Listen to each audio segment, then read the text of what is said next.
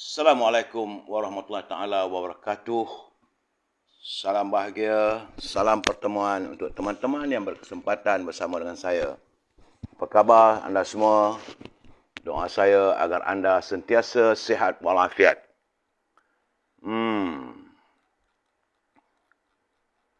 Tiba-tiba pula ada connection pula ni. Saudara, kalau ada sesuatu berlaku, cepat-cepat ke Instagram ya. Saudara Syahrul, apa khabar? Dari Kota Baru, Kelantan. Saudara Zamari Alsi, Saudara Rahim, Saudara Rosli Rahim, Saudara Izzuddin, nafas terakhir, nampak okey dah, okey. Nampak-nampak gaya je lah, begitulah. Saudara Syah Ibrahim, Saudara Sabarudin Din, Manlin, Saudara Sabarudin Din, Saudara Manlin. Tuan Haji Azhar belum mana, apa khabar Tuan Haji? Moga sihat. Anggrik Rimba, Ibrahim Cik Muda, Rubidin, apa khabar Bi? Mudin Kelantan. Saudara Kuih Seruh, Mutalib Meknun, Saudara Razali Stapa, Saudara Ahmad Map, Saudara Kamal Zaman, Saudara Nafas terakhir, nampak-nampak gaya, kesehatan, ada polis sedikit lah ya. Saudara Nizam Ijam, Raja Mustafa, Makdum, apa khabar aku? Saudara Mudim, Saudara Acik Warisan. Itu juga Saudara Muhammad Yusuf Hanifah, Marabiah, Abdullah, Richard Bakri, Mutalib Meknun, Abdul Rashid Ngah, Rusining Koringot, apa khabar orang Sarawak? Acik Warisan, Samsul Anwar. Itu juga Saudara Mas Nur, Mimi, apa khabar Mi? Doa saya anda sihat. Muhammad Hashim, Muhammad Din, Ujang Men, apa khabar? Saudara Muhammad Sobri, saya minta maaf, tak dapat, saya tak tahu nak buat live begini. Saudara Pak Chu, Saudara Muhammad Uzairi, Puan Nur Maria, Cik Nizam, terima kasih. Sabar sekejap lagi insya-Allah. Jaka Linglung, Saudara Rosli Ibrahim, Saudara Abdul Rahman, begitu juga Saudara Azizah Ibrahim dan teman-teman yang tak sempat saya santuni satu persatu, saya mohon maaf. Akan saya santuni anda usai pencerahan malam ini, saudara. Yang penting saya tengok naik banyak like and share tu suka hati saya, saudara. Gembira saya menyambut saya dah nampak-nampak pulih sedikit dah ni. Tambah semangat rasanya. Cuma yang saya selalu pesankan, jangan lupa like, share dan subscribe. Juga di Instagram. Kerana kalau berlaku satu, orang bukan boleh tengok kita di Facebook. Mereka ganggu di Facebook, anda boleh pergi ke Instagram, saudara. Baiklah, saudara. Seperti biasa, saya harus memberi pencerahan. Sebab awal pagi tadi, saudara Rio telah pun mengantar kiriman kepada saya berhubung dengan kedudukan negara kita. Saudara, hari ini hari Rabu 8 Jun, hari yang ke-810. Masih lagi belum usai virus corona. Kerana semalam susut sedikit jangkitannya, tapi masih ribuan. 2 hari lepas 1,330. Semalam 1,110. 1,128 jangkitan, saudara. Dan menjadikan jangkitan terkumpul adalah 4,517,447. Ya, Saudara Matisa, Puan Hasnah, Openg 69, Abdul Syarul Azam. Ya, saudara. Saya lihat terdapat 4 negeri ada berlaku, masih lagi ada peningkatan tapi tak banyak. Yang susut di sebelah negeri. Sementara itu di Labuan, sifar, tiada jangkitan. Selangor susut kepada 598 kes. Kita berharapkan agar ia terus susut. Kes jangkitan di Sabah tidak berubah, iaitu 63 jangkitan. Negeri yang masih lagi melebihi 100 iaitu Selangor dan wilayah Persekutuan saja. Sementara Pahang single digit, 8 jangkitan. Terengganu 7 jangkitan. Perlis 3 jangkitan. Putrajaya, ini agak mengembirakan saya, hanya 6 jangkitan. Dan Labuan sifar. Ini yang dapat saya beri penjelasan tentang apa yang berlaku terhadap COVID-19. Terima kasih Saudara Rio atas kiriman yang begitu berarti pada kita. Ini informasi, ini bukan senang nak dapat, saudara. Bila Saudara Rio daripada Universiti Melaya menghantar pada saya, ini saya anggap sebagai satu informasi yang boleh diambil kira yang tepat, saudara. Dan kita masuk sekarang ni segmen e-commerce. Berniaga saudara, jangan lupa berniagalah. Kalau anda mempunyai produk, sila hubungi Al-Azhar di talian 011-330-41241. Kalau berhubung dengan Al-Azhar, jangan lupa dia punya haruman setangi bakur dan juga haruman wangi-wangian, itu perfume dari Timur Tengah. Samping itu, saudara boleh juga memesan gula O. Gula O ini untuk mereka yang nak jaga kesihatan kerana ia tanpa kalori. Saudara, juga kalau tak dapat dengan Al-Azhar, sila hubungi Siti Farehah di talian 017-711-4300. Siti Farehah masih lagi menanti pesanan anda untuk dendeng manis Siti Farehah. Harga kekal lama walaupun harga daging dah naik sekarang, saudara. Dan bagi teman-teman di sekitar Kuala Lumpur dan wilayah Persekutuan, Lembah Kelang, kalau mahukan buah-buahan terus dihantar ke rumah anda, boleh hubungi Syauqi di talian 012-357-5703. Banyak buah-buahan yang segar. Kiwi ada, cherry ada, apple ada, mangga ada, macam-macam, saudara. Dan harganya adalah di bawah pasaran kalau dibezakan dengan supermarket ataupun di pasar. Dan buah-buah itu dihantar terus kepada anda. Tapi jangan lupa, saudara, makanan kegemaran saya iaitu popiah sira Lady Maria. Ini memang sedap. Pedas, rangup dan manis. Harganya pun murah. Saudara boleh memesan daripada saudara Nizam di talian 019-435-1203. Dan yang terakhir sekali, tentulah produk daripada sahabat kita, saudara Zul, tokoh jamu kemaman. Tokoh saudara Zul ni, tokoh jamu kemaman kita ni, dia banyak, kali ini saya nampak banyak madu, saudara. Ada madu kelulut. Madu kelulut ini, saya tak dapat nak tunjuk gambar. Mungkin dalam 3-4 hari lagi saya tunjuk gambarnya. Ya. Madu kelulut atau nama saintifiknya adalah Trigona SPP. Dijamin berkualiti dan asli. Saiz ada banyak pelbagai. Ya. Ada 1.5 kilogram, ada 2 kilo. Baik untuk rawatan mata, mencegah katarak, antioksida dan anti radang. Ia juga menurunkan kadar gula dalam badan untuk rawatan kencing manis dan menghalang pembentukan sel kanser. Juga boleh juga memesan madu Arab Habatus Saudah. Ini untuk membantu menambahkan tenaga dan stamina. Ia menguatkan antibodi dan imunisasi, melegakan sakit pinggang, sakit lutut, sengat-sengat tulang sendi dan kebas-kebas. Ia turut membantu masalah pernafasan sesuai untuk ibu bersalin dan juga merawat kencing manis dan darah tinggi serta mengawal kolesterol. Saudara, hubungi saudara Zul di talian 019-917-0449 ataupun layari tokoh jamu kemaman. Ya, saudara Mak Zaki, apa khabar, saudara? Begitu juga Cik Rosli, Anak V, Hatijah. Ini di Instagram. Saudara Samad Lon, saudara Syuami Abdullah. Jangan lupa, saudara, like, share dan subscribe. Kita masuk seketika untuk segmen Naluri Kehidupan. Ini bagi saya agar untuk dapat kita jadikan sebagai panduan kehidupan kita. Kalau sesuai, pakailah. Kalau tak sesuai, tak payah. Itu je. Sebab saya tengok bila saya baca benda ni berguna, berfaedah untuk unjuran kehidupan kita, saudara. Kerana sebenarnya, saudara, apa yang ada dalam hati kita ni, ataupun dalam fikiran kita, akal kita, memang tidak sesiapa pun mampu untuk menilai atau menterjemahnya. Semua itu adalah sebahagian daripada perkara gaib yang hanya diketahui oleh Allah SWT. Jadi bagaimana kita untuk mengenali yang mana satu baik dan mana satu yang jahat? Ini juga kena dipikirkan. Semua itu dapat kita kenali yang mana satu mukmin dan mana satu orang yang munafik.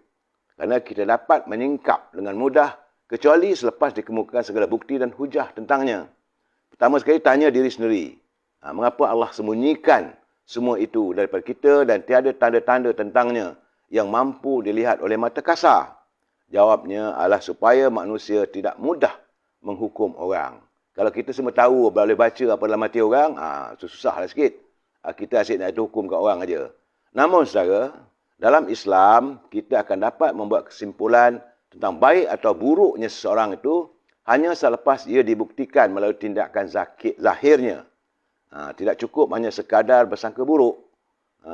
Malahan harus jadikan kayu ukur kepada semua.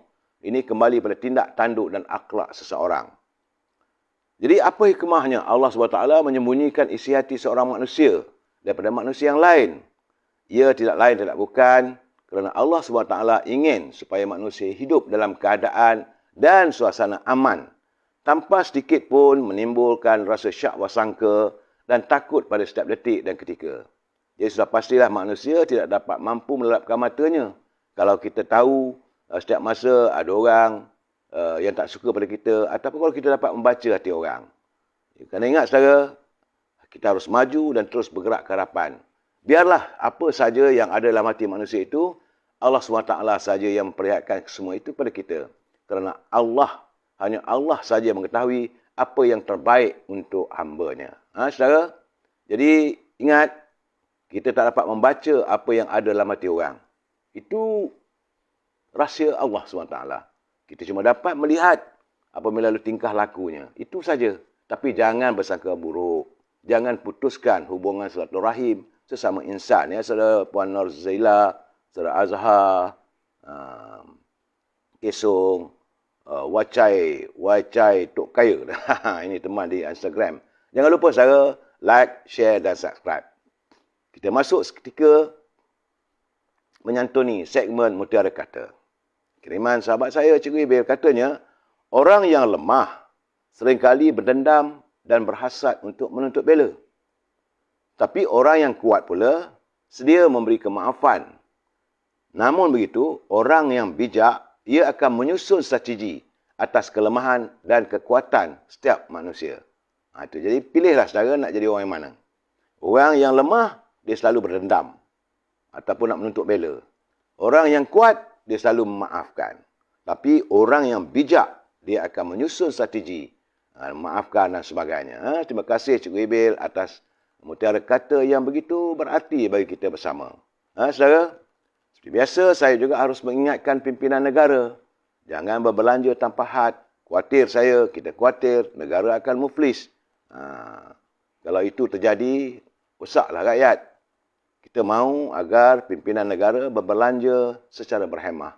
Selalu saya katakan, kita harus belilah what we need, is not what we want. Belilah apa yang kita perlukan, bukan apa yang kita mahu. Kalau asal hati nak mahu, kalau naknya, kita bawa baliklah. Supermarket, satu supermarket bawa balik. Saudara Mas Mali, Saudara Azmi, Polis Newcastle hadir. Terima kasih Saudara Azmi, Saudara Osman Abdullah, Saudara Mat Zulkifli. Saudara, tajuk bicara kita malam ini adalah mencari destinasi yang tidak pasti. Apa yang saya maksudkan? Kita sedang mencari destinasi yang tidak pasti. Sabar dulu saudara. Kita santun dulu apa kata pantun Pak Nazil. Sebab Pak Nazil ni hari-hari hantar pantun bagi kita. Kita harus berterima kasih kerana bersudi untuk kita berkongsi pantun beliau. Terima kasih Pak Nazil atas perkongsian pantun ini.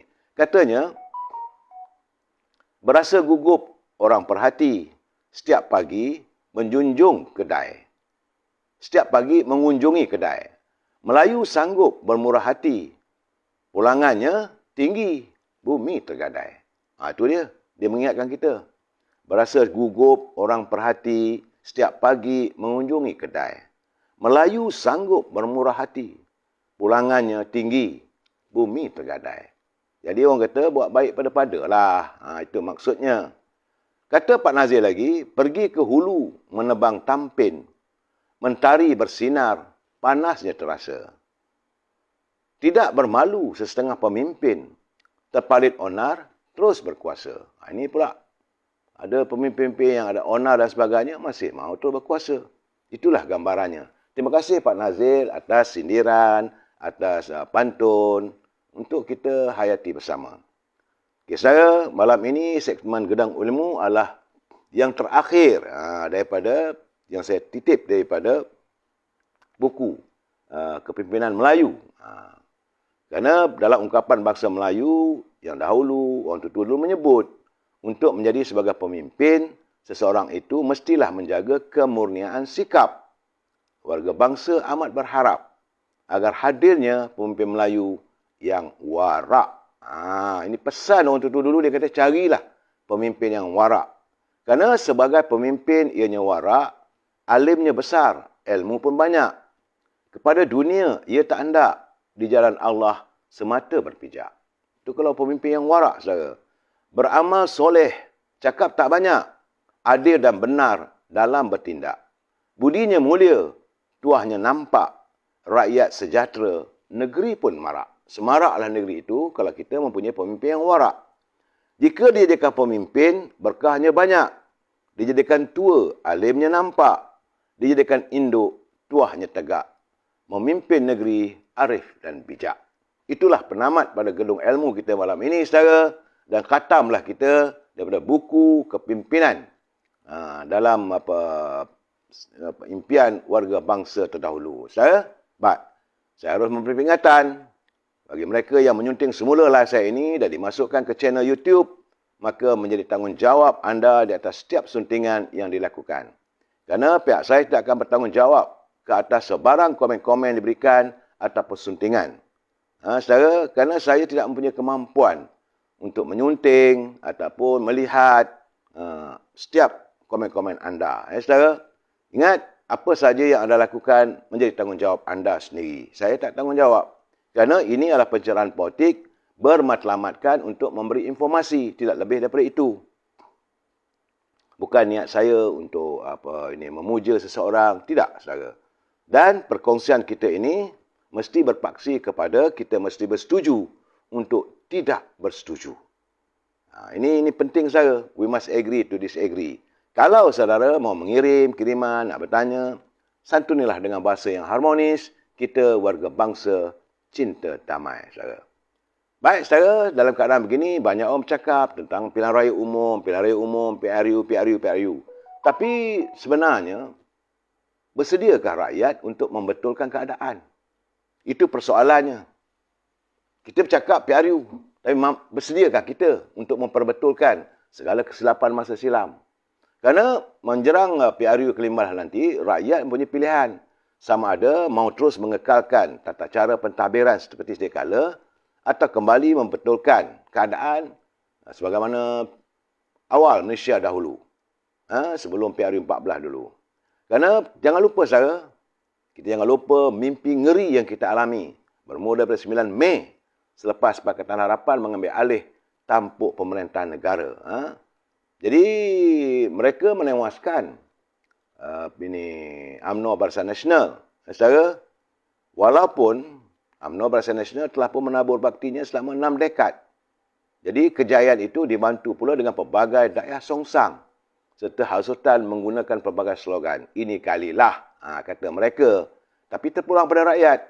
Apakah ini kalilah nak berubah? Atau kita perlu bangkit? Sebab selama 22 tahun, Tun Mahathir jadi Perdana Menteri. Lepas itu ditabalkan sekali lagi jadi Perdana Menteri. Yang saya katakan, inilah berlakunya demokrasi yang songsang. Parti yang sedikit mengatasi parti yang besar. Jadi apa yang berlaku? Akhirnya berkecai. Parti yang dipilih oleh rakyat. Saya bercakap berkali-kali. Pilihan raya yang lalu bukan Pakatan Harapan. Pilihan raya dulu adalah Parti Keadilan. Semua mereka bertanding sama ada daripada DAP, daripada PBM, daripada Amanah. Semua mereka menggunakan lambang keadilan.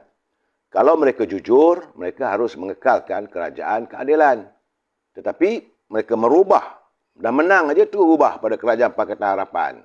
Kononnya ada harapan. Akhirnya, harapan tinggal harapan, musnah segala-galanya.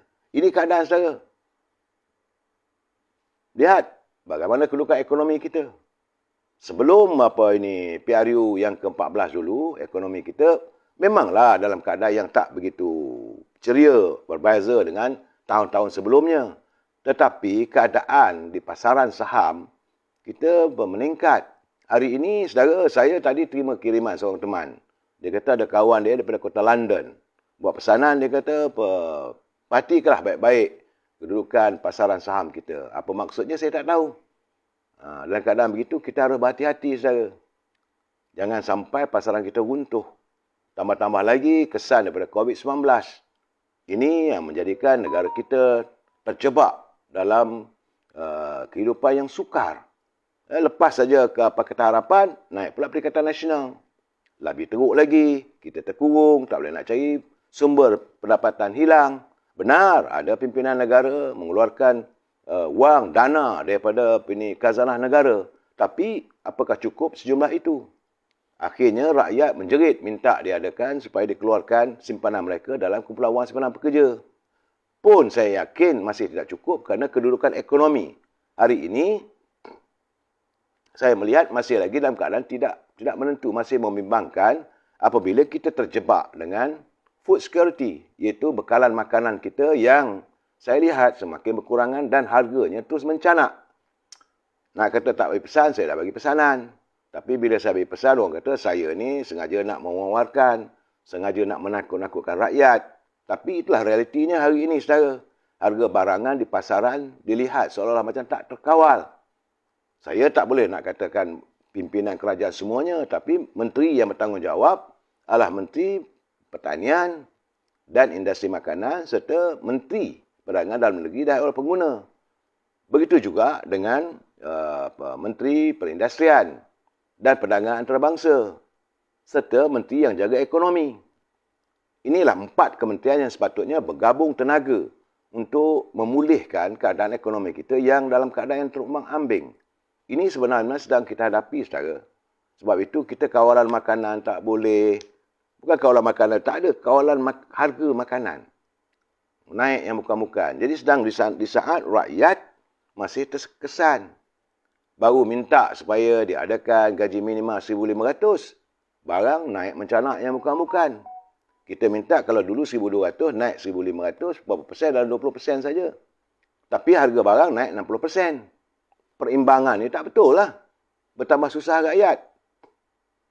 Sebab itu saya katakan, kalau mereka tinggal di kota raya, seperti di Johor Bahru, di Seremban, di Kota Melaka, Kuala Lumpur, di Kuantan, Ipoh, Pulau Pinang, Alor Setar, ataupun juga di Kota Baru maupun di Kuala Terengganu. Ini mereka yang tinggal di kota raya. Mereka yang tinggal di kota raya termasuklah di Kota Kinabalu dan di Kuching. Seandainya pendapatan mereka take home pay, ini bukan apa pendapatan kasar, tidak. Yang mampu dibawa balik, katalah seorang isteri, satu keluarga, 3,000. Artinya mereka berada di bawah paras kemiskinan. Kerana serumah mencanak naik. Harga barang naik. Tarif elektrik juga masih lagi dalam keadaan yang menggusarkan. Keperluan berterusan. Anak-anak perlu disekolahkan. Jadi tak cukup dengan RM3,000. Sebab itu bila tak cukup, mereka berada di paras kemiskinan. Apabila harga barang-barang makanan, khususnya makanan di pasar. Harga sayur, harga ikan. Tak payahlah saya pergi detail. Saudara sendiri pergi ke pasar, dapat tahu sendiri macam mana keadaannya. Saudara Azizuddin 60 tahun, tanah orang Melayu dijarah. Itu hakikat. Bukan sembang kosong. Saya setuju, saudara, bukan saya tak setuju, saudara sendiri. Tapi saudara melampiaskan sekelompok tuduhan itu tak betul. Jangan tuduh begitu. Memang saya akui selama 60 tahun ada juga pemimpin yang mengkhianati perjuangan. Saya ada juga detail saya. Kalau sempat memang saya nak baca juga. Saya juga sedang berbincang dengan Majlis Perunding Melayu. Bagaimana tanah-tanah orang Melayu yang tergadai. Bagaimana tanah reserve orang Melayu. Saya ada detailnya, saudara Nazri. Bukan saya nak menafikan. Tapi kita jangan hanya melampiaskan ataupun melemparkan kesalahan pada seseorang saja. Tak baik. Ataupun saudara kata, saudara mungkin saudara anti pada parti UMNO. Terpulang pada saudara. Tapi jangan saudara membuat satu olahan yang sebegitu. UMNO tak bersalah. Mungkin ada pemimpinnya yang terleka, yang teralpa, yang terjebak dalam kehidupan yang meletak. Sebab itu saya kata, tiap-tiap malam saya berlaku jujur. Saya mengkritik pimpinan saya sendiri daripada parti UMNO. Kalau mereka tidak jujur, kita harus tegur. Bukan hanya melemparkan, melampiaskan begitu saja. Ini kita passing by the statement. Saudara kena ingat jasa-jasa yang dilalui, yang telah dibuat. Bagaimana kita mencapai kemerdekaan. Bukan mudah saudara nak membangunkan negara pasca kemerdekaan. Saya tak tahu mungkin saudara hidup selepas merdeka ataupun pasca kemerdekaan. Kalau saudara bersama-sama dengan saya berada dalam pasca kemerdekaan, tentulah saudara dapat melihat perbezaan dulu kini. dan akan datang. Tapi sekarang ni segala-galanya dilihat terencat. Saudara tidak menampakkan secara mirip ke mana. Hanya memberi pandangan sebegitu. Susahlah saya nak bagi membuat ulasan. Sebab tu saya lihat sekarang ni, apa kata yang bahagia. Naib Presiden UMNO, Datuk Seri Khalid Nordin. Dia kata bahawa negara sekarang ni berada dalam pelbagai cabaran yang menyulitkan. Kerana katanya ekonomi menunjukkan pemulihan yang sangat perlahan. Ini fakta. Jadi saya tak boleh nak marah tu UMNO begitu saja. Ini semua orang bertanggungjawab. Dalam kabinet, menteri-menteri semua bertanggungjawab mereka. Kemudian pelaburan asing yang kita nampak hanya sekadar iktizam di atas kertas. MOU. Mana realitinya? Kita nakkan realiti. Bagaimana pelaburan itu kalau betul-betul datang, datanglah. 5 bilion ke, 10 bilion ke. Krisis makanan menjadi realiti. Ini tak boleh siapa menafikan. Sistem imigrasi terus bermasalah. Kesesakan lalu lintas membarah apabila sistem rail semuanya semakin usang dan kelihatan tua. Jadi sekarang ni, kata Datuk Seri Khalid Nordin, penafian bukan lagi pilihan daripada kerajaan. Yang saya cakap sama malam, kita tak boleh berada dalam sindrom penafian ataupun denial syndrome. Sebagai kerajaan, mereka tidak boleh lari dari tanggungjawab atas semua ini. Saya beritahu, Yang Amat Berhormat Perdana Menteri, walaupun dari UMNO, beliau juga tak boleh nak lari sebab beliau adalah sebahagian daripada kerajaan. Walaupun kita dari kalangan yang minoriti, bukan majoriti saudara. Tapi nak meletakkan semua kesalahan kepada Perdana Menteri juga amat tidak wajar. Betul saudara, takkan satu orang memikul semua tu. Sebab dalam kabinet yang ada sekarang ni, ada daripada parti PAS, ada daripada parti PBM, ada daripada UMNO. Takkan seorang saja nak jadi target untuk diberlasah sehabis mungkin. Saya tak setuju benda begitu. Kerana menteri-menteri yang terbabit wajar tampil. Dan mereka perlu menunjukkan kepimpinan. Ini yang diharapkan oleh Datuk Seri Khalid Nordin sebagai Naib Presiden UMNO. Tapi sekarang ni persoalannya, di mana semua menteri itu? Saat Perdana Menteri berhadapan dengan pelbagai asakan kerana keculasan mereka dalam bertanggungjawab. Krisis makanan bukan isu baru.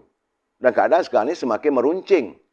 Tambah-tambah lagi, kesan daripada pandemik. Walaupun telah berubah kepada endemik. Masakah menteri dan kementerian berkaitan tidak boleh merancang untuk masa depan bagi mengelakkan segala masalah ini? Takkan mereka tak boleh berfikir apa nak buat? Takkan tak tahu signal dah nampak. Sebab dunia menghadapi masalah ekonomi. Sepatutnya dah kita menyedari. Orang kata semboyan dah berbunyi. Tekan je lah butang. Lakukanlah tugas kita. Ini tidak dilakukan begitu. Sekarang ni ayam, ikan, daging, sayur, minyak masak. Sekarang ni menjadi mahal. Tapi apa yang lebih membimbangkan, kata Datuk Seri Khalid Nordin, ialah bekalan makanan tidak mencukupi. Ini menjadi kerunsingan kita. Bukan saya saja, saudara juga harus memikirkan. Sebab sebagai sebuah negara membangun, kita sebuah negara yang paling berjaya, saudara. Jangan nafikan. Satu ketika kita berada di kemuncak sebagai sebuah negara yang paling berjaya. Tapi masakah rakyat dalam kurun yang ke-21 ini menghadapi kekurangan makanan? Apatah lagi mengalami kekurangan sumber protein. Jadi begitu juga kalau nak membarui pasport, kata Datuk Khalid Nordin. Mengambil masa berminggu. Itu keadaan di Tawak Johor.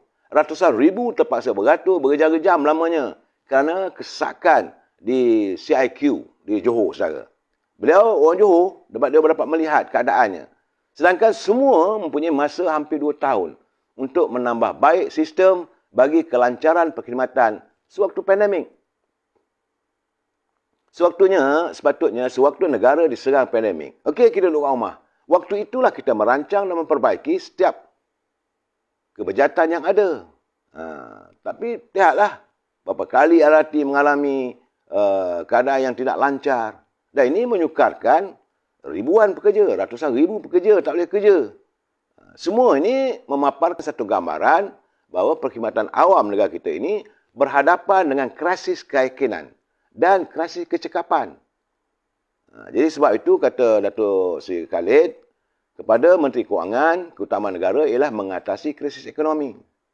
Keutamaan Menteri nampaknya Kuala Selangor. Ini yang dia tegur.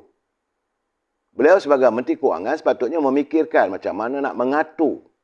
Maklum sajalah duit dalam poket, macam mana nak dibajet-bajetkan, nak dibedak-bedakkan. Tapi, kata Datuk Seri Khalid, keutamaannya dilihat sekarang ni banyak bertumpu ke Kuala Selangor. Jadi, perbendaharaan negara tidak perlu menjadikan kawasan mana-mana sekalipun sebagai anak angkat. Ini adalah dasar yang sasau dan keliru. Saya bersetuju.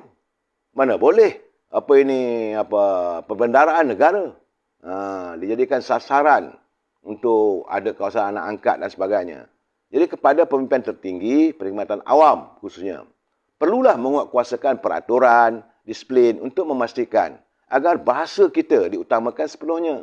Bukan keutamaan sama semua sekali. Jadi kita harus meningkatkan kecekapan perkhidmatan awam adalah apa yang perlu dilakukan. Ini yang saya nampak teguran daripada Datuk Seri Khalid Nordin, satu kenyataan realiti yang harus kita perbaiki. Banyak benda yang perlu. Sebab itu kita bukan nak menyalahkan sesiapa. Kita harap agar timbul keinsapan, ada keinsapan di hati, di jiwa setiap pemimpin yang bergelar sebagai menteri. Sebab anda berada dalam kedudukan yang paling selesa berbanding dengan rakyat. Kita ada 32 juta rakyat. Dan sekarang ni ada dalam kabinet dalam 70 orang. Anda adalah orang yang bernasib baik, yang cukup bernasib baik berada di anjung kuasa. Seharusnya anda memikirkan untuk masalah rakyat ini. Bukan duduk keadaan tenang, relax. Ini akhirnya rakyat merasakan anda tak buat kerja. Sedangkan pendapatan anda, gaji anda dibayar daripada poket rakyat. Hasil daripada kutipan cukai yang disatukan. Ini gambarannya, saudara. Dan hari ini, saudara, ni kita masuk bab politik lah. Tiba-tiba digemparkan pula orang yang begitu bertungkus lumus menyantuni permasalahan politik, membuat teguran secara berani, secara lantang dan diharapkan sebagai antara gandingan pemimpin pelapis. Beliau merupakan antara ikon anak muda. Tapi nampaknya jawatan beliau telah dipecat apabila saya menerima satu kiriman awal pagi tadi. Dia kata saya telah dimaklumkan hari ini bahawa perkhidmatan saya sebagai Ketua Penerangan Barisan Nasional Negeri Selangor telah ditamatkan berkuat kuasa serta-merta. Bila saya baca begitu, saya kata gila apa ni? Nak menang ke nak kalah? Ini keadaan sekarang ni. Katanya berdasarkan surat daripada Barisan Nasional Selangor yang dilampirkan di bawah ini, adalah kerana jawatan Ketua Penerangan Barisan Nasional Negeri tidak termaktub dalam Perlembagaan Barisan Nasional. Bagilah alasan yang lain. Dulu ada, kenapa boleh? Kalau nak kata tak ada termaktub dalam Perlembagaan Barisan Nasional, tu jawatan sebagai pengurusi Majlis Penasihat Barisan Nasional boleh ada. Jangan kita bermain dengan ini perlembagaan tak ada, tak boleh ada. Tak boleh begitu. Jadi sekarang ni, sebab itu kata Saudara Syam Jalil dia hantar surat pada saya, bagaimanapun, dia mengucapkan terima kasih kepada semua pihak yang telah memberi kerjasama dan berjuang bersama-samanya sepanjang tempoh perkhidmatannya sebagai Ketua Penerangan Barisan Nasional. Saya sedih baca keadaan begitu. Sebab saya melihat beliau adalah antara anak muda yang punya latar belakang pendidikan yang cukup ampuh, yang boleh disandarkan, boleh menarik minat anak muda kepada Parti UMNO Barisan Nasional. Tapi sekarang bila beliau disingkirkan begitu saja, hanya alasan tidak ada dalam perlembagaan, ini satu kenyataan, satu jawapan yang dangkal. Tapi bagaimanapun, Syam Jalil orang yang berjiwa besar. Tak apalah, dia kata dia terima kasih lah, tak ada masalah. Dan saya tetap akan meneruskan perjuangan ini, walaupun tiada apa-apa jawatan.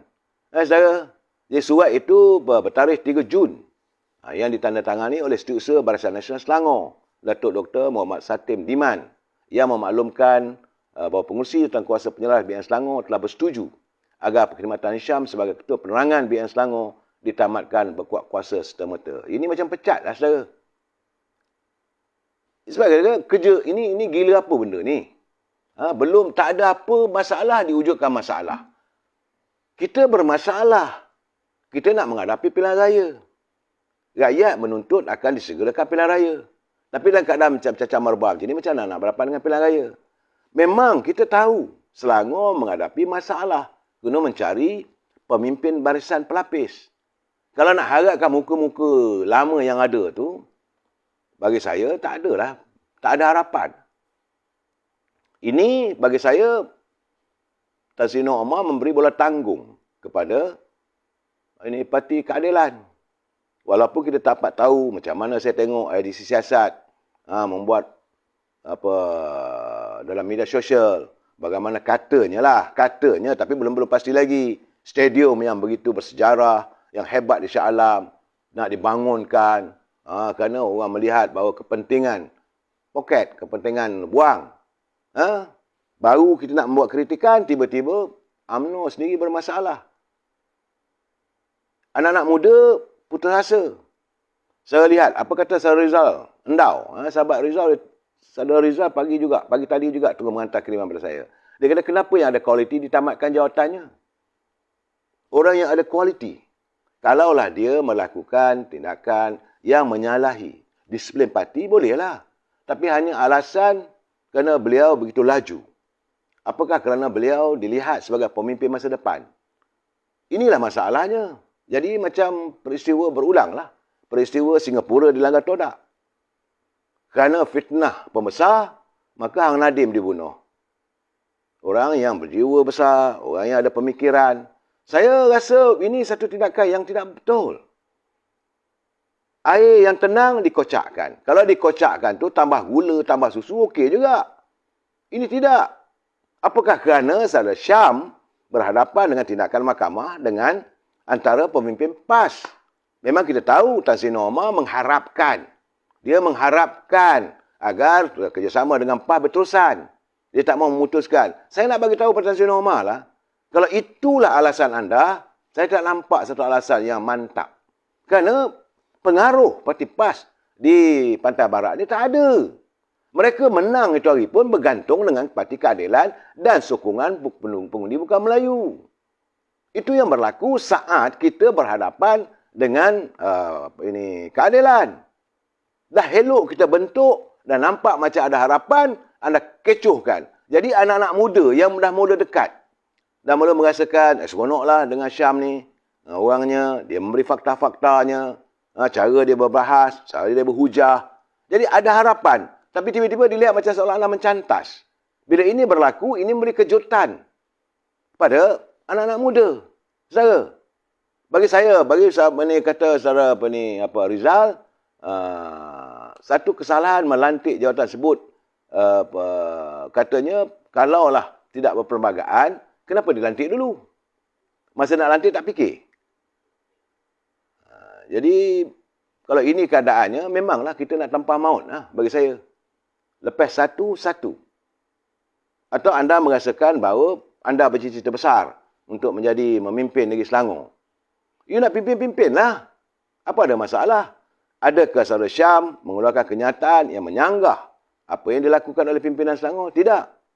Beliau memang berhadapan dengan PAS. Dalam keadaan begini, kalau you nak depend, PAS akan menyokong anda. Fikirlah sendiri. Saya rasa dengan anda sendiri, uyup. Ini keadaan. Jangan main-main. Ini politik. Politik ini satu medan yang ganas. Dia tak ada peri kemanusiaan. Dan anda juga telah memperlihatkan gambarannya sebegini. Saudara Zainuddin Atai, dia hantar kiriman. Dia kata isu sekarang ni, kenapa Isham Jalil tak diberikan platform yang betul untuk memperjuangkan soal UMNO dan Barisan Nasional. Suara dia diminati, ramai. Jadi kenapa? Kita memerlukan ramai anak muda. Ini berbalik macam perangai dululah. UMNO ni dulu dilihat tidak memberi tempat kepada orang yang ada pendidikan, orang yang berkalibar untuk diangkat sebagai pemimpin masa depan. Akhirnya bila berlaku perbalahan antara Dr. Mahathir dengan Dr. Anwar Ibrahim, wujudnya reformasi, mereka masuk dengan Parti Keadilan.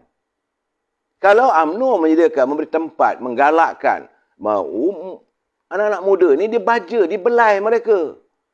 Kita dah katakan, yang tua mesti menyayangi yang muda. Dan yang muda pasti akan menghormati yang tua. Tapi ini tidak terjadi. Apakah anda rasa cemburu dengan kehebatan Saudara Syam Jalil? Sebab beliau dipanggil, dijemput, okey, datang. Jadi kerana Kerana beliau dipanggil atas tiket sebagai Ketua Penerangan Barisan Nasional Selangor. Pergi ke Johor.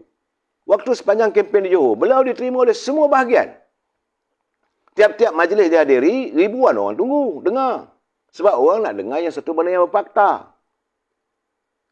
Apakah kita masih lagi mau mewujudkan suasana yang penuh dengan retorika? Anak-anak muda sekarang mereka tahu membezakan di mana fakta dan di mana retorika. Retorik saja. Oh, kita berjuang demi bangsa, agama, tanah air. Berjuang demi bangsa, tanah air. Akhirnya apa?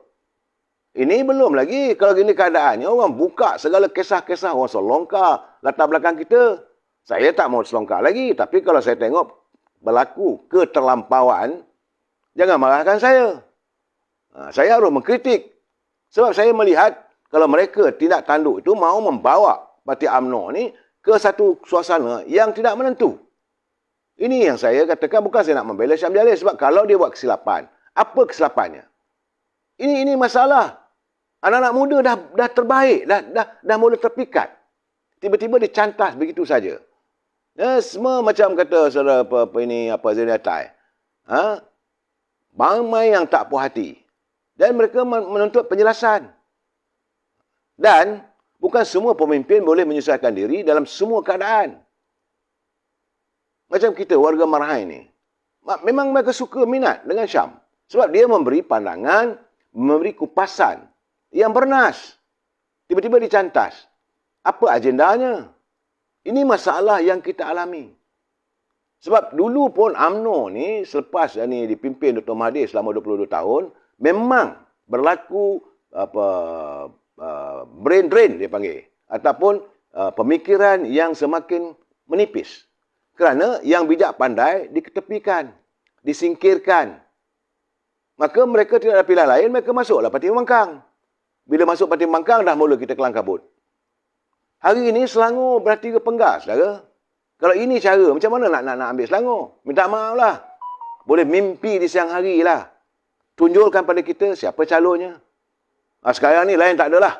Kerana kononnya hadir orang macam Tengku Zafrul. Kerana Saudara Syam memang mengkritik kepimpinan Tengku Zafrul. Kerana waktu beliau sebagai Menteri Kewangan, kita menjerit minta supaya diberikan kumpulan wang sebab pekerja. Dah berdolak dalih berbulan-bulan lamanya. Dan kita minta supaya pemberian dari segi subsidi ke, dari segi bantuan, biar dilakukan secara tuntas. Saudara Syam, dia dilihat mengkritik. Apakah ini tidak menyenangkan hati mereka?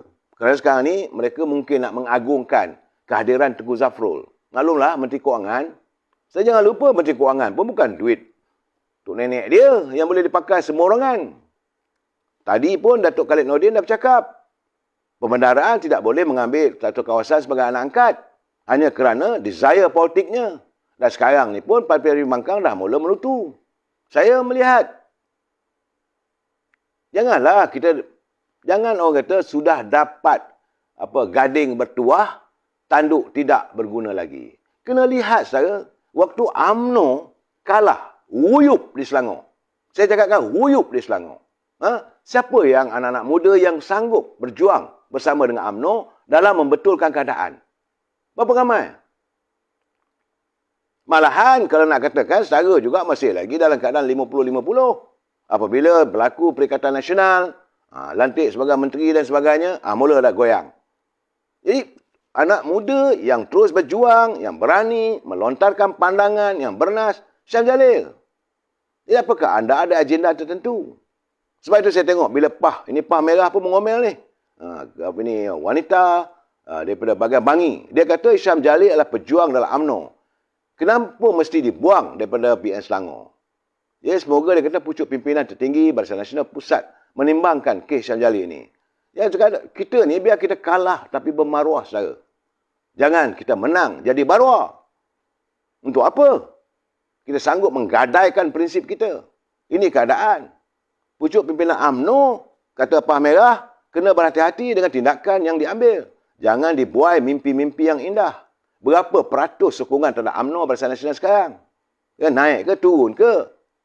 Jadi ingat bahawa tindakan anda sedang diperhatikan.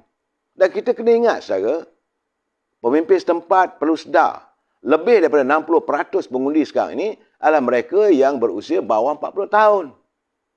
Jadi mereka sudah melihat, orang muda macam Shah Jalil pun boleh kena kerat. Tak payahlah begini. Ini keadaan kita nak menyemai anak-anak muda. Kita gunakan Syam, turun ke gelanggang. Saya tak berkemampuan, saya dah 60 lebih. Saya memang suka tengok anak muda macam Lokman Adam. Okeylah. Tapi kenapa orang macam ini cuba nak dipontang-pantung? Sebab itu saya katakan, kita kadang-kadang kita membuat tindakan yang membuatkan orang marah tak pasal-pasal. Saya bukan nak membela tu saudara, tapi tindakan itu saya pun terkejut. Sebab itu sekarang ni kononnya Tengku Zafrul dah buat pengumuman bahawa stesen ECRL Puncak Alam lulus Menteri Kewangan. Amboi sedapnya. Dah nak bertanding di Kuala Selangor. Masalah sekarang ni nak tanya Kuala Selangor pun dia dah dapat watikah ke belum? Itu mengikut perlembagaan ke? Seseorang calon nak bertanding mesti dapat watikah daripada Presiden. Bukan boleh menentukan aku nak bertanding sini. Itu ditentukan oleh pucuk pimpinan. Ini masalah kadang-kadang ni kita mendahului. Hanya nak ambil hati. Nak dapat projek ke? Saudara, orang memerhati kita. Saya haraplah agar pimpinan di Selangor dapat mengkaji semula. Tak ada masalah. Orang kata kalau sesat di ujung jalan, baliklah ke pangkal jalan. Kalau tak boleh, okey. Bahasa tak boleh, UMNO boleh. Lantik sebagai pegawai komunikasi ke. Sebab kita memerlukan jangan dipatahkan semangat anak muda. UMNO sudah mengalami drain. UMNO mengalami anak muda yang lari daripada arus perjuangan. Kita yang menghantar anak-anak muda ni belajar sampai ke London, belajar ke Amerika, belajar ke Jepun, belajar ke Mesir. Yang adalah usaha jerih pimpinan UMNO. Memperjuangkan supaya anak-anak muda kita ni dapat menimba pelajaran, dapat ilmu pengetahuan. Bila mereka balik bersama-sama untuk membangunkan negara. Akhirnya, bila melihat sikap, perangai setengah pemimpin itu yang meletakkan kepentingan diri, mereka lari. Mereka diusir. Bukan kita tak ada ramai anak-anak muda.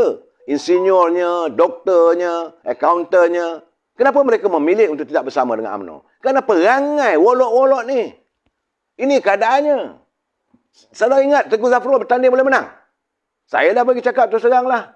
Mungkinlah kalangan anda melihat bahawa ada duit. Duit bukan segala-galanya lah. UMNO bertanding dalam pilihan raya 2018 dulu, kita mempunyai wang yang cukup. Buyuk. Dan sekarang ni, UMNO nak bertanding dalam keadaan yang serba ketempangan. Kita tak punya wang yang banyak. Kita bukan parti pemerintah. Benar, Perdana Menteri sebagai Perdana Menteri. Tapi bukan seperti dulu. Jangan lupa.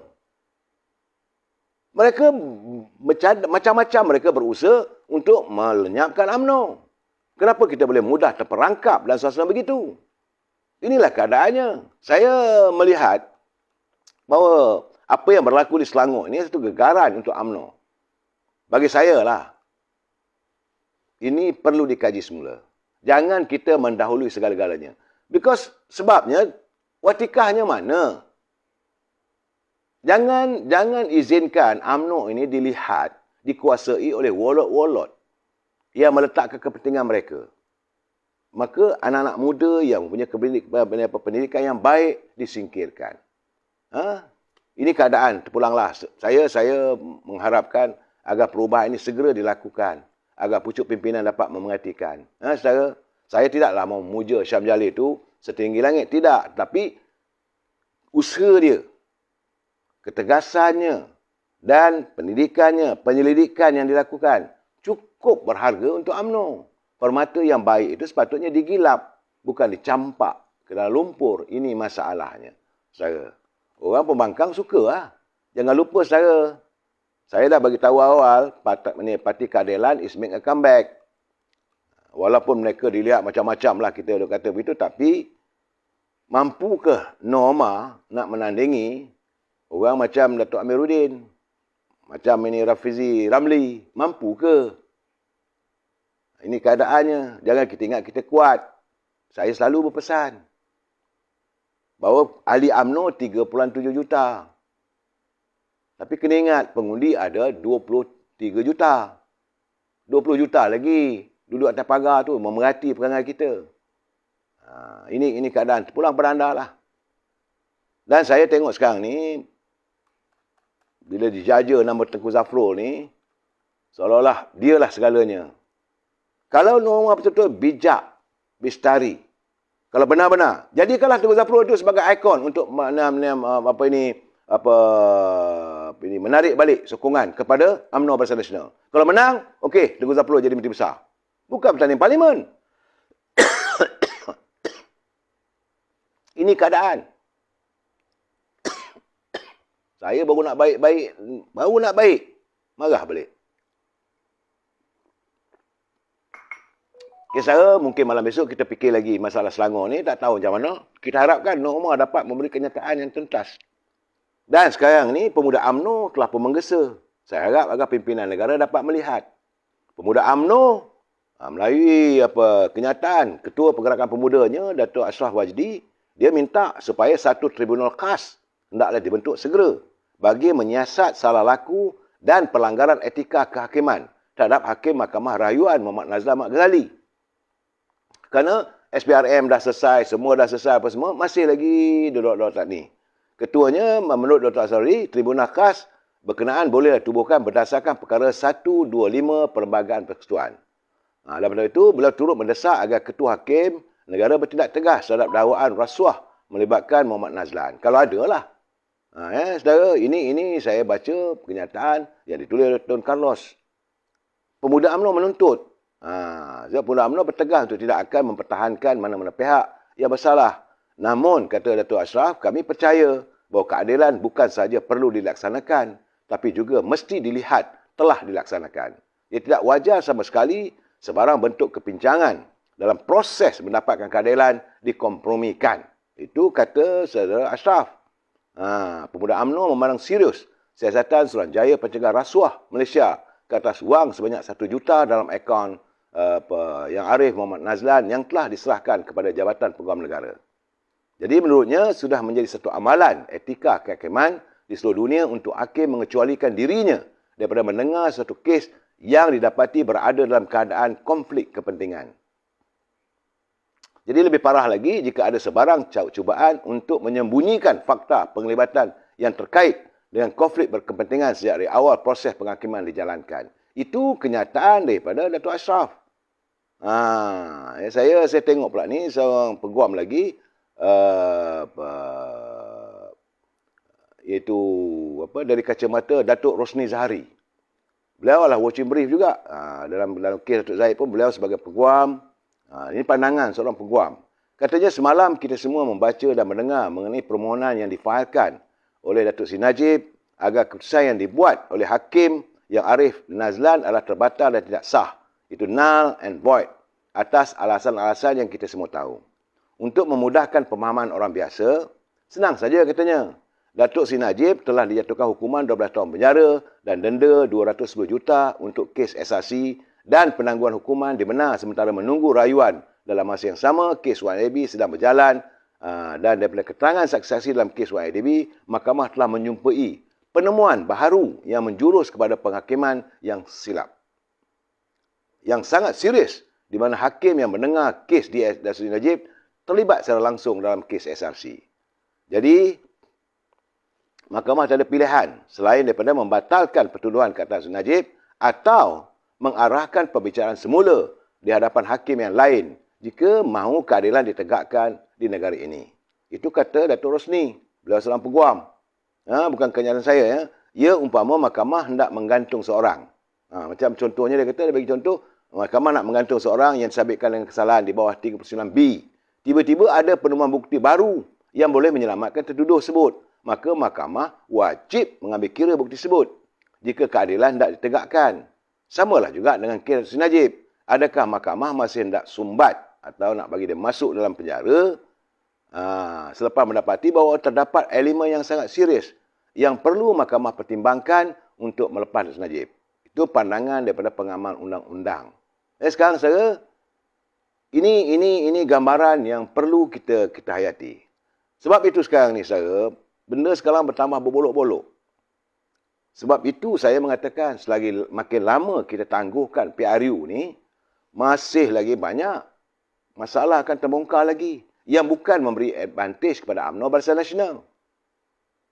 Sebab itu bila Perdana Menteri mengatakan UMNO dah bersedia, Barisan Nasional bersedia, dia akan berbuat parlimen. Itu bukan alasan. Saya merasakan lagi lama you tangguh, lagi banyak kebejahatan akan berlaku. Jangan lupa, kita berhadapan dengan orang yang biasa jadi kerajaan. UMNO Barisan Nasional menghadapi pemimpin yang pernah memimpin dalam kerajaan, yang pernah bergelar Perdana Menteri, yang bergelar Timbalan Perdana Menteri. UMNO menghadapi orang macam Dr. Mahathir. Betul, dia dah tua. Memang sebab saya dah cakap, berhentilah dah. Tapi dia masih lagi nak terlibat dalam politik. Jangan lupa, Tan Sri Muhyiddin, beliau pernah jadi Perdana Menteri. Tak sikit sebanyak pun adalah 5-6 orang pun ada juga pengikutnya. Kita berhadapan dengan Datuk Seri Anwar Ibrahim. Mantan Timbalan Perdana Menteri. Mantan Menteri Kewangan. Ada bisanya. Dalam keadaan begini, lagi kita lengahkan, lagi kita lewatkan, kita berhadapan dengan DAP yang sentiasa mengkaji segala keburukan kita. Bertambah teruk kita nanti. Dan sedangkan kita sendiri bermasalah. UMNO semakin dilihat bermasalah. Kita tidak mahu Perdana Menteri campur tangan dalam urusan mahkamah. Tak. Tapi Perdana Menteri juga hendaklah serius. Bagi tahu bahagian kehakiman, tegakkan keadilan sebagaimana yang diharapkan. Kita tak mau campur kerana ada separation of power. Tetapi dalam waktu yang sama, saya lihatlah sendiri. Sudah pula ada pula jemaah menteri yang mencadangkan supaya orang yang dituduh di mahkamah tak boleh hadir ke parlimen. Ini juga antara bagi saya jerat-jerat yang dipasang untuk memerangkap pimpinan UMNO khususnya untuk dilihat kalibernya. Saya bukan nak membela, tidak. Kalau ini terpakai, jangan lupa saudara, kadang-kadang masalahnya kita ni, kita membuat undang-undang, kita lupa satu ketika kita boleh terjerat. Satu ketika dulu, Akta Anti Rasuah yang dibawa, yang dipinda, pengertian sebagainya oleh Datuk Seri Anwar Ibrahim sendiri. Tapi akhirnya, apabila dia dituduh dalam kes kaluat pertama dulu, dia tak ada kena kes kaluat, tapi dia menyalahgunakan kuasanya sebagai Timbalan Perdana Menteri mengarahkan pihak polis untuk cool down kan orang yang menuduh dia. Itu dianggap sebagai rasuah. Akhirnya 6 tahun ke dalam. Dan hari ini, Akta AMLA ni yang meminda, yang mewujudkannya era waktu zaman Datuk Najib. Dan AMLA ini sekarang kena pada diri sendiri. Sedangkan kalau saudara dengar kenyataan daripada peguam, orang macam Datuk Zaid Ibrahim, dia kata AMLA ini tak sesuai cara penghakimannya, penghukumannya, macam mana sekarang ni dengan kita ni Westminster. Kita ni beban untuk membuktikan seorang bersalah itu terletak kepada pendakwa raya. Tapi dalam kes AMLA ini, beban untuk membuktikan tidak bersalah terletak pada orang yang dituduh. Ini boleh dianggap macam French law. Kita mengamalkan British law. Itu mengikut kepahaman saya lah. Dan mengikut pahaman Datuk Zaid Ibrahim pun begitu juga. Jadi sedangkan akta itu digubal waktu Datuk Najib. Dan waktu Datuk Zaid berada dalam kabinet. Akhirnya, itu pangkap dia sendiri. Dan sekarang ni, kalaulah ahli-ahli parlimen yang dituduh menghadapi tuduhan, tak boleh pergi ke parlimen. Apa nak jadi kalau bertukar kerajaan? Saya yakin apabila berlaku perubahan kerajaan, ramai yang akan dituduh. Kalau mereka boleh menang dalam pilihan raya akan datang, mereka juga tak boleh pergi parlimen. Berdasarkan kepada akta yang nak dipindah. Ini masalah sebenarnya. Jangan nak pindah akta sebarangan sebab kita negara hukum. Kita mengamalkan sikap no one is guilty unless proven by the court. Ini yang perlu dipertahankan. Jadi sekarang ni, saudara, kita lihat sendiri bagaimana usaha untuk melucutkan hak sebagai ahli parlimen kepada Datuk Seri Najib, Datuk Zahid. Ini matlamatnya dua orang ni, tuan-puan. Jangan lupa mereka adalah pimpinan daripada UMNO. Dan kita pula di kalangan warga UMNO menyokong. Aduhai. Jangan ingat anda itu suci. Saya dah cakap berkali-kali. Jangan ingat anda yang berada di anjung kuasa sekarang ni, anda suci sesuci embun pagi. Jangan ingat, kalau berlaku perubahan kerajaan, saya cakap terus terang lah, kalau melihat perkembangan yang sekarang ni, yang bergelomok dalam parti UMNO ni, sukar. Dan betul kita mengatakan parti keadilan sekarang ni tak ramai dia punya orang yang mengundi waktu pemilihan. Kita tak tahu apakah ini perangkap, apakah ini jelangkap sama. Mungkin mereka berdiam waktu pengundian, tapi mereka akan keluar menyatakan pendirian mereka. Sebab mereka adalah gagasan yang dizahirkan oleh Datuk Seri Anwar Ibrahim. yang menuntut keadilan, yang mahu adakan reformasi. Jangan lupa saudara benda ni. Dan kita pula gagal untuk mempersiapkan diri kita sebagai sebuah parti politik yang benar-benar mampu menaungi dengan penuh kasih sayang dan mahu untuk melayakkan ataupun melayan anak-anak muda. Datuk Seri Zahid Hamidi bagai nak cari pemimpin muda untuk ditonjolkan sebagai pemimpin masa depan. Sekarang ni dicantah pula yang ini. Jadi apakah keyakinan anak muda boleh dibelai? Dia kata, tengoklah Syam Jalil yang begitu bagai nak rak lah pergi berjuang di Johor, di Melaka. Ceramah sana, ceramah sini apa semua pun kena cantas. UMNO ni perangai lama lah. Ini akan berlaku. Kita akan kembali balik menghadapi hakisan keyakinan di kalangan anak muda. Hanya kerana pencaturan politik yang salah. Hanya kerana pemimpin yang setengah-setengahnya merasa kurang yakin pada diri sendiri. Bagi saya, kita harus membelai. Anak-anak muda ni yang ada pendidikan, ada pelajaran, yang kita hantar mereka belajar di luar negara. Dengan harapan mereka balik ke negara ini menyumbang khidmat bakti. Di saat mereka mahu menyumbang khidmat bakti, waktu itu mereka kita potong. Kita cantas mereka. Ini satu tindakan yang tidak bijak. Sekarang ni kita akan berhadapan. Lepas itu sekarang ni wujud pula macam-macam akta baru lah. Kononnya nak memperlihatkan bahawa kerajaan kita ni rule of law lah. Ini jangan lupa saudara keadaan sekarang. Setiap itu perlu diperhalusi. Bukan main ikut tam kromo. Saya secara peribadilah, saya merasakan dalam keadaan ini hari ini dengan tidak adanya terlaksana akta anti lompat. Kalau nak panggil pilihan raya, sukar kita nak meyakinkan orang. Dan kalau lagi lama kita berlengah, lagi lama kita tangguh, saya rasa, saya kata, jangan tunggu lama-lama. Nanti diambil orang. Kita jumpa lagi malam esok. Wabillahi taufiq wal hidayah. Assalamualaikum warahmatullahi taala wabarakatuh. Selamat malam.